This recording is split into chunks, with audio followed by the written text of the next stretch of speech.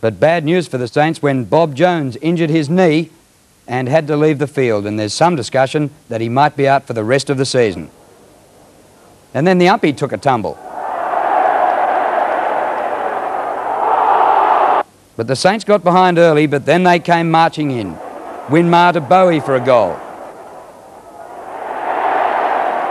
Tony Lockett not only kicked 9 goals himself, but he gave a few away. Look at this hand pass to Dwyer.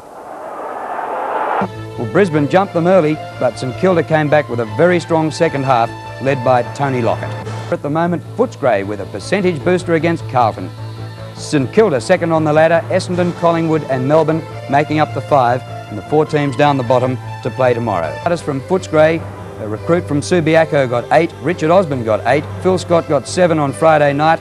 The full forwards, Taylor and Dunstall, 5 each at VFL Park. Welcome back to the Sportsworld footy panel, and firstly we're going to discuss Friday night's match over in Perth between Essendon and the West Coast Eagles. Don Scott was there, but today's in Sydney, so we'll have a bit of a chat about the game. What did you think? I was surprised because Essendon, I think, had won 2 out of their 7 practice games and went over there, started slowly and got on a roll. Well, I think at least they've had practice matches against opposition, whereas the Bears haven't had much. I think this is a good argument to go against Collingwood's. Yeah, the fact Eagles haven't had much, I say the opposite. Tony Lockett, he was great, as the Saints beat the Bears and Kelvin Moore was there.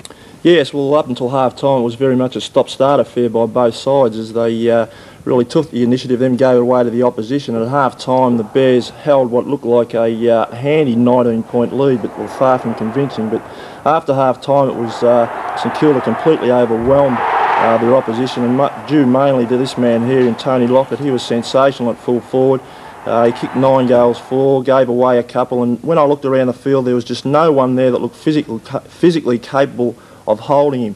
He was well backed up. I thought it's Stuart Lowe at centre half forward, who the Bears had a lot of trouble curbing his aerial supremacy, but a couple of moves such as Burke in the roving position also gave him a bit of added bite. Rice onto the wing from the interchange bench, Owen and Dwyer and Winmar certainly came into their own in the second half, and really it was a good performance by StKilda. For the Bears, well, it just fell away. They had a few players that played well, such as McIver, Lester Smith and Bain, but the majority of them really fell away, and I really think that statistics will flatter a few of the Bears' performances.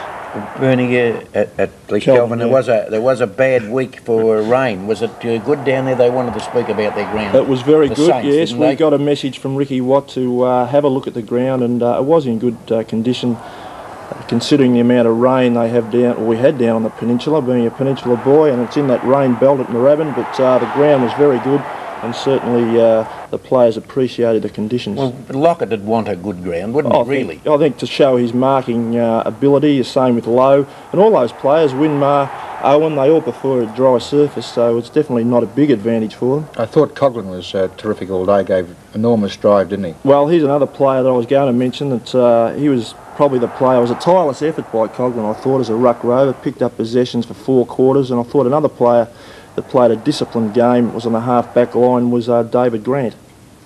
You'd wonder whether the Saints would be a chance against Carlton next week after what happened this week. Well, I think they'd be a good chance, I think, particularly at Moorabbin.